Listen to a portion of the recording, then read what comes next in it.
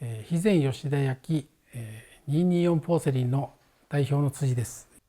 まず2022年に佐賀県の使節団の一人としてフィンランド、それからヘルシンキとそれからフィスカルスに行く機会がありました。そこですごくたくさんの学びを得て、これは吉田焼に生かしたいと強く思い、この事業がスタートしたというのが最初です。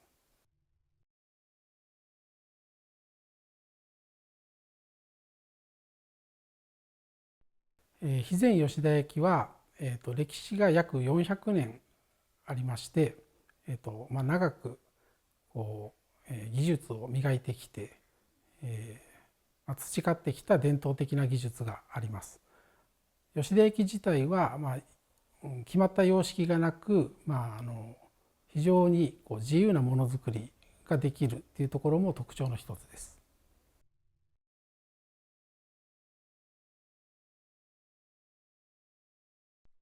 大きな問題は2つあると思ってまして、まずは、脱炭素に向けた取り組みが、ほぼなされていなかったというところで、まずその脱炭素に向けた、取り組みを行う。それから、職人が高齢化してきていますので、若手の人材育成、これがすごく急務だと思っています。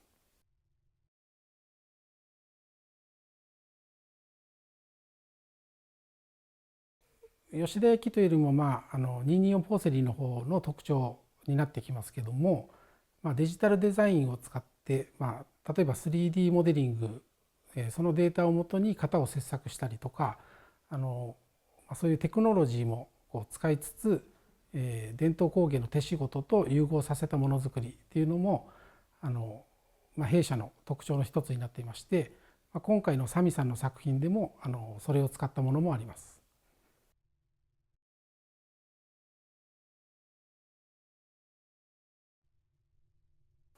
前回のトゥーリさんもそうですし、今回のサミさんもプロフェッショナルの方が来てくれてますので、すごくですねやりやすいという言葉がいいのか分かりませんが、私としてはすごくやりやすかったです。でサミさんもすごく人柄もよく積極的にコミュニケーションを取ってくれるので、日本人は割とシャイな方が多くて、うちのスタッフも英語が話せないスタッフもいますけども、サミさんが積極的に質問をしてくれるので、なんとかコミュニケーションを取ろうとして、サミさんが作りたいものとかやりたいことを一生懸命理解しようとしてましたので、そういった意味ではサミさんの人柄にすごく助けられたなと思ってます。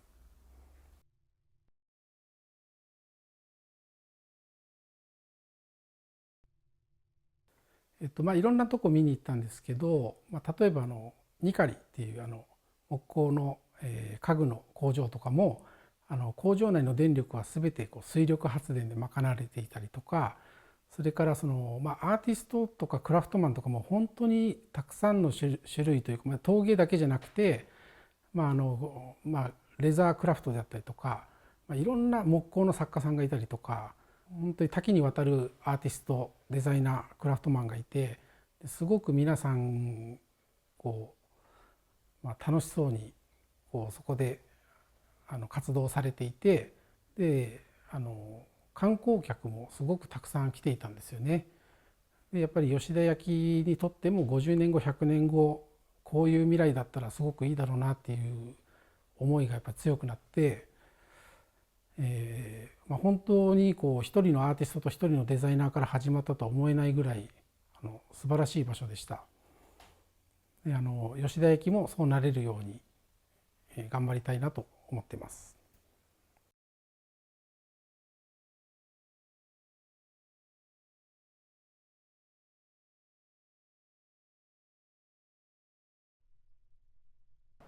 Olen Sami Rinne, mä oon keraamikko, keramiikkataiteilija, keramiikkayrittäjä, keramiikkaopettaja ja keramiikkadesigneri, aina tilanteen mukaan.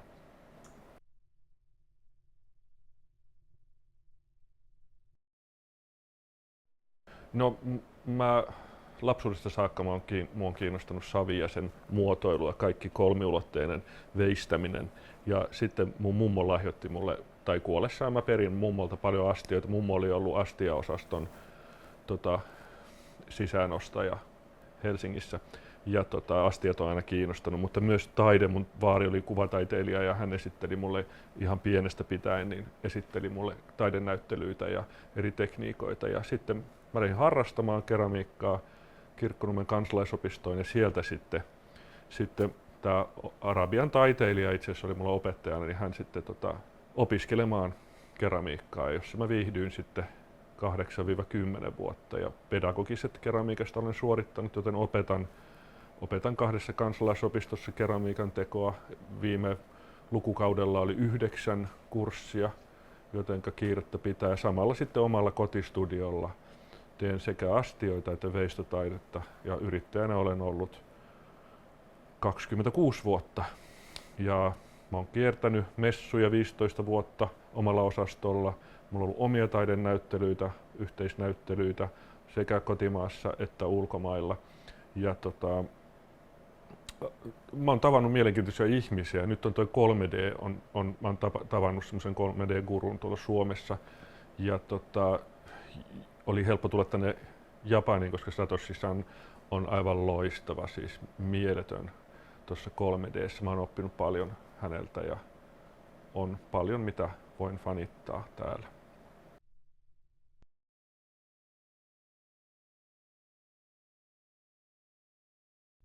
Eli mä oon tehnyt valutekniikalla kaikki nämä teokset, mitkä mä tässä esittelen ja mitkä on tässä näyttelyssä. Ja tässä on käytetty Satoshi-sanin todella valkoista läpikuultavaa posliinia. Ja tässä on mun mielestä niin kuin tämä Japanin mun mielestä symboli on tämä sakura. Ja sitten sitten siinä on tämä suomalainen koivu, kaikille tuttu koivu.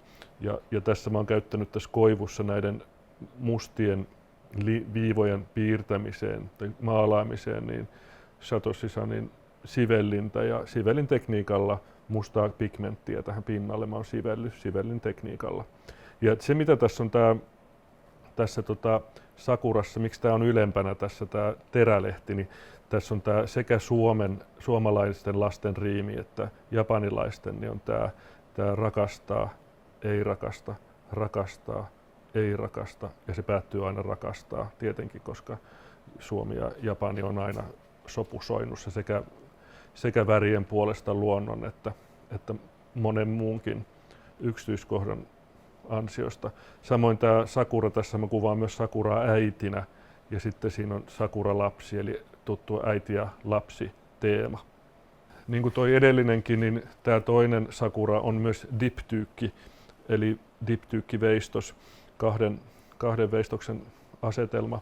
Ja tämä on Sakura Shrine, eli tässä on myös tämä tuttu rakastaa ei rakasta teema, mutta sitten sakuran luonteva kirsikakukan roosa väri.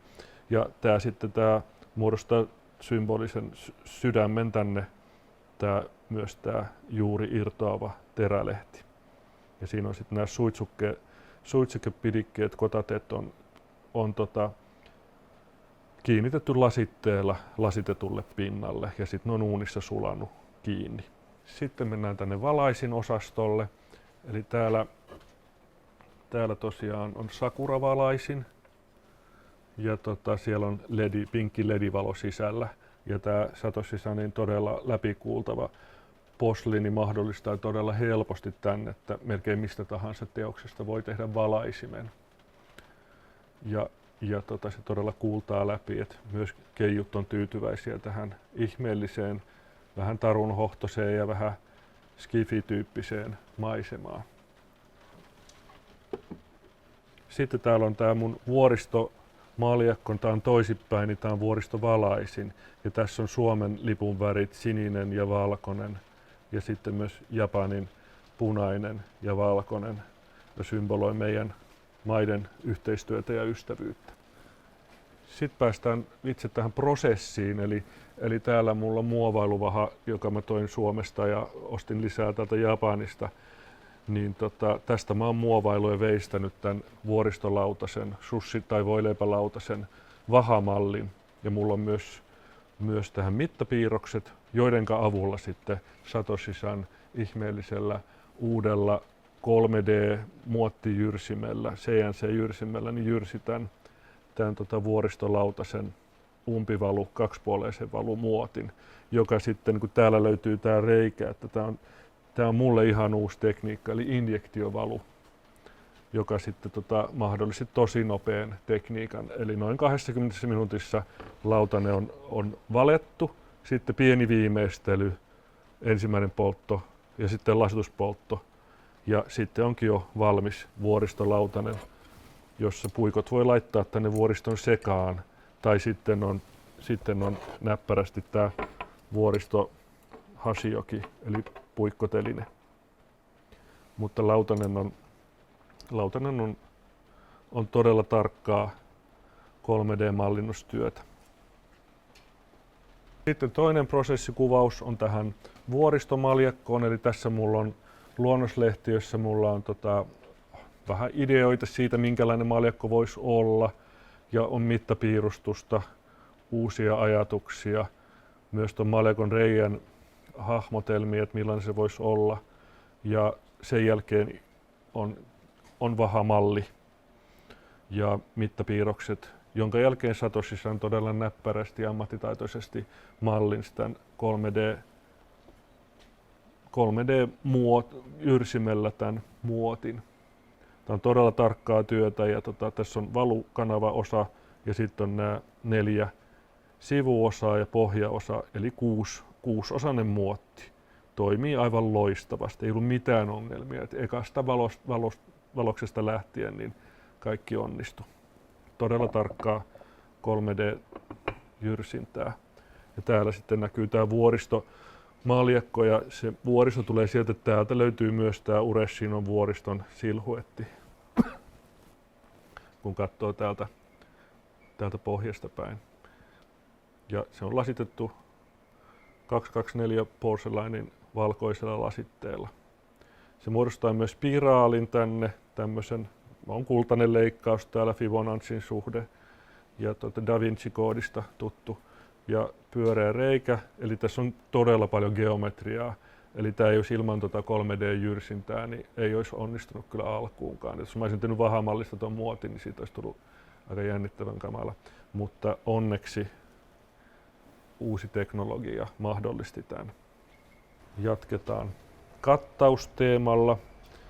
Ja täällä on vuoristoaiheinen suitsuketeline, kotate, ja sitten vuoristoaiheinen puikkoteline. Voi laittaa miten vaan nämä puikot tänne. Sitten on tuommoinen sakuran muotoinen veistoksellinen suitsuketeline. Ja sitten päästään tähän vuoristolautaseen. Ureshino on täällä keskellä, ja jota ympäröi sitten kaunis vuoristosilhuetti. Ja varjot näkyy täällä kauniisti. Mutta sitten täällä on tämän sakura, taas sitten sakuramuotilla tehty pieni soija-astia, josta voi vasurikin nappasta sushin ja kastaa soijaan ja nauttia. Mutta se, mistä tässä oli mulle uutta, hienosti opin täällä ohjauksessa, että voi kuivan sakuran kiinnittää kuivalle polttamattomalle posliinipinnalle, niin sen tekniikan opin täällä. Se on ihan ennenkuulumaton mulle. En ole ikinä törmännyt siihen, mutta opettelin sen ja mulla on siitä myös videot. Ja mulle Liina-san opetti sen.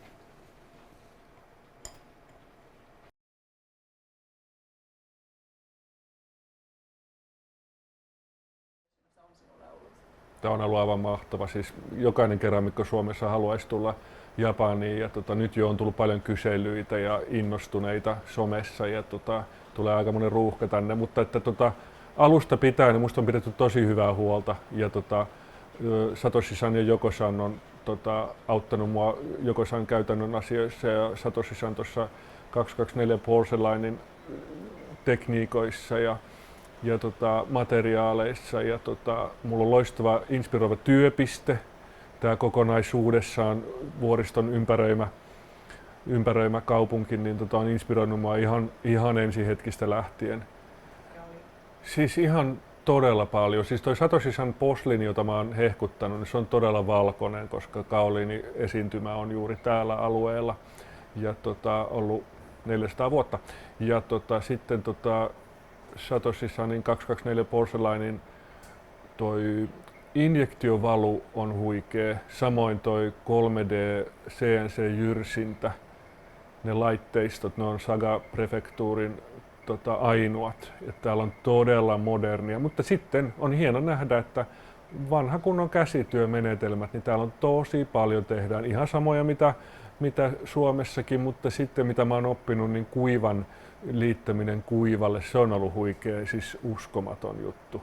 Mulle niin kuin sillä ammatillisesti suurin asia. Mutta sitten myös niin kuin siitä, että miten paikanvaihdos ja inspiraatio, niin kuin, miten se vaikuttaa niin kuin mieleen ja siihen etenemiseen. Niin onneksi mä aloitin ensimmäisestä päivästä lähtien työskentelyn, että aikaan 6 viikkoa on kuitenkin rajallinen, mutta mä olin hieman aikaisemmin, mä olin jo valmiina. Mutta että kyllä niin kuin ihmiset ja ilmapiiri on ollut positiivinen, tämä paikka, kaikki on ollut tosi kohteliaita ja kaikki on ollut uutta ja haikarat on mielettömiä tuolla joella, siis mä oon aivan myyty. On se aina. Meillä on suomalaisilla ja japanilaisilla tosi paljon samankaltaisuutta, nykyään myös niin kuin geenistössä löytyy, mutta se, että se minimalistisuus, selkeys, puhtaus, värit, tämmöinen niin kuin musta ja valkoinen, ripaus sinistä ja punaista. Että nämä meillä on kaikki yhteistä ja tuleehan toi pinkkikin näköjään tuolla esille. Se tulee vaikuttamaan tulevaisuudessa, mulla on paljon uusia ideoita, mutta se, että niin kuin mainitsin, niin kaikki keramikot haluaa tänne, niin meillä on jo ihan koulutuksessa keramiikkaopiskelussa niin Japani oli suurin asia koristelutekniikoista, muodonannoista lähtien, että sieltäkin löytyy paljon samankaltaisuutta ja tietenkin toi posliinin läpikuultavuus ja valkoisuus. No, mä oon tehnyt aika samantyyppisesti niin kuin myös, että mun tyyli on ollut selkeää ja ihmeellistä, että se vielä niin kuin saa lisää mausteita, lisää herkkuja tähän niin kuin tuotantoon, että kyllä mä niin kuin paljon on saanut ajatuksia ja täällä on just tää Ureshino vihreä tee, niin kyllä se on myös inspiroinut, jotenka mulla on tässä tää teekuppi on täällä myös, tää on uskomattoman näköinen teemukuppi, mutta täällä on ohut tää reunus, josta voi sitten huikata Ureshino vihreää teetä. Että kyllä mä ajattelen niin kuin myös sekä sitä paikkaa, sekä tätä posliinia että käytettävyyttä, että täällä on tehnyt sekä käyttöesineitä että taideesineitä Japanin inspiroimana.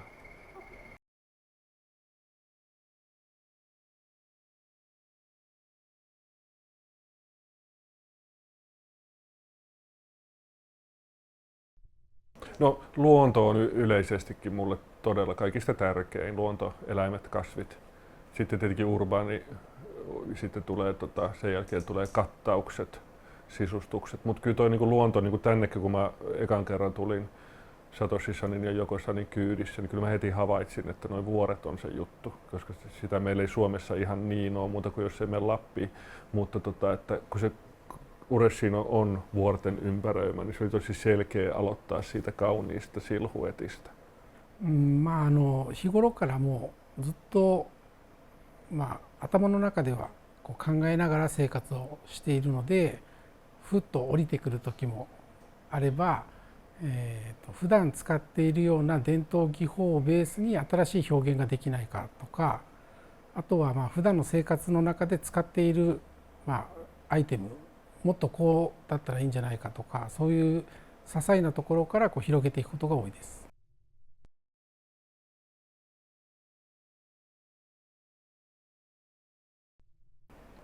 Käytännöllisyys ja esteettisyys kulkevat käsi kädessä, mutta tietenkin joskus vaakakupin noi kulhot, niin ne on välillä niin kuin epätasapainoiset ja kyllä mä niin kuin, mun mielestä mukin pitää pinoutua, mutta sitten mukissa on oltava joku feature, joko siinä itse mukissa tai kahvassa. Et mulla on ollut veistoksellisia kahvoja samassa mukiaihiossa, mutta nyt on taas sitten ollut sitten taas toisinpäin, että se on siinä mukissa ja kahva on funktionaalinen ja siihen tullaan sitten siinä, että kun ikä karttuu, niin ote niin kuin herppu. Se ei vaan enää pidä niin hyvin. Nyt mä ymmärrän, miksi niin kuin iäkkäät ihmiset niin kuin sanoo, että mukista pitää hyvä ote, jottei se tipu.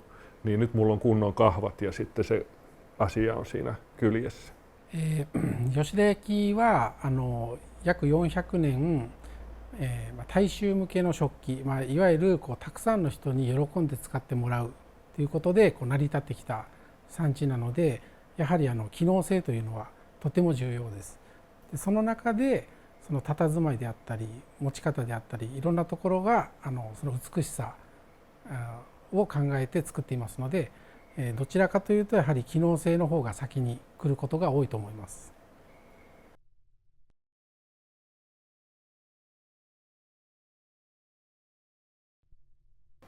No mä ihailen oikeastaan samaa kuin mitä mun ajattelutapa toimii, että kiinnostaa sekä käytännöllisyys, esimerkiksi astiat, valaisimet ja sitten myös taideesineet.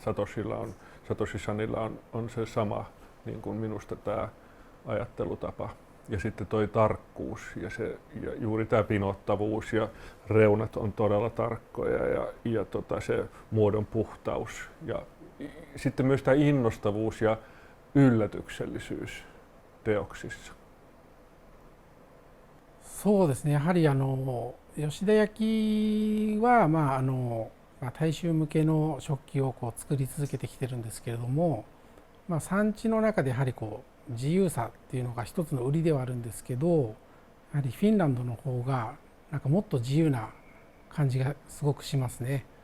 でそれともう一つ吉田焼よりもすごく優れているなと思う点でいうと、やはりなぜそれを作るのかとかどういった思いで作るのかとかそういったところの言語化、それからその伝え方、そういったあたりがやはり吉田焼よりもとても優れていて進んでいるなと感じています。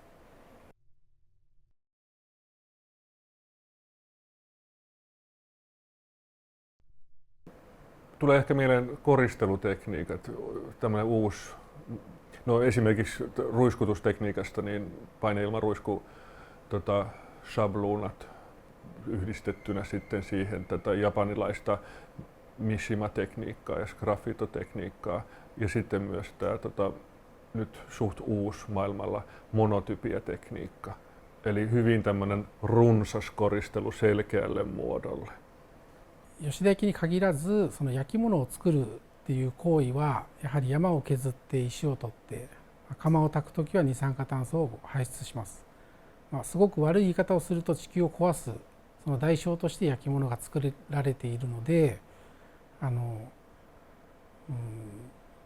もっとその環境に配慮した考え方であったりとかそういったところは今後吉田焼はとても大事になってきますしそういった意味でやはりフィンランドはすごく先進的な取り組みが多いですので吉田焼は学びが大変あるんじゃないかと思ってますので今後はそういうところも含めていろんな交流ができたらいいなと思います。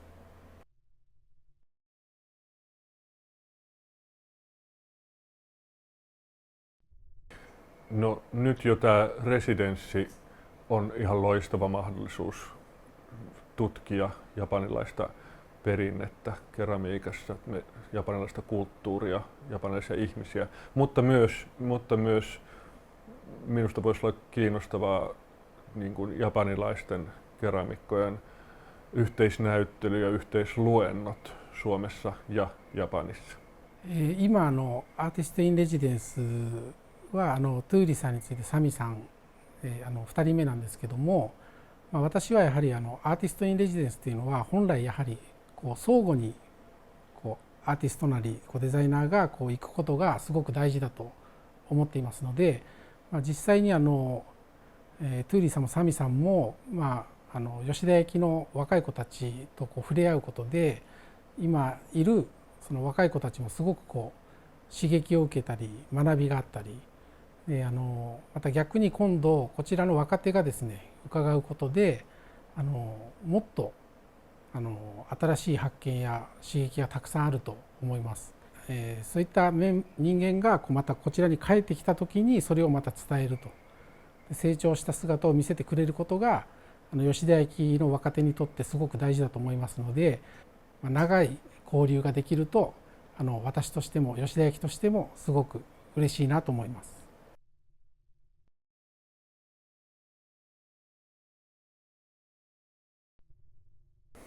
Yhteinen kokoelma, teoskokoelma, missä niin kuin kumpikin pystyisi vaikuttamaan teoksiin. Mä ehkä valitsisin sen taideteokset ennemmin kuin astiat. Mä veikkaan, että siitä tulisi mielenkiintoinen projekti yhdistää kahden sekä niin kuin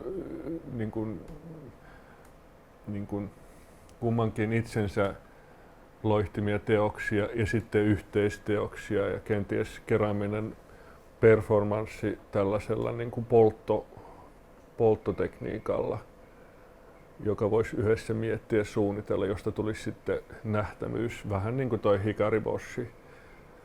Että toivon, että sitten Suomen residenssissä olisi tällaisia samanlaisia mahdollisuuksia tälle japanilaiselle taiteilijalle yhteistyötä. そうですね、実は、吉田焼って、そのアーティストが少ないですよ。だからそういうその吉田焼でアーティストを育成するっていう意味ではすごく今の取り組みも素晴らしいと思いますし、また一方で吉田焼はデザイナーともすごく相性がいい場所なんですよね。だからそういった意味で、アーティストに限らずデザイナーも含めて、例えばデザイナーであったら一緒に商品開発するとか、そういうことも可能だと思いますし、アーティストも例えばこちらの産地の土であったり上薬であったり絵の具、それから焼き方も含めて、フィンランドとは違ってたりしますので、新しい表現の幅が広がると思います。そういう点で言葉の壁はありますけれどもメリットもたくさんあると思いますのでそうなるようにしていきたいと思います。OK。はい。ありがとうございます。That was great. That was great.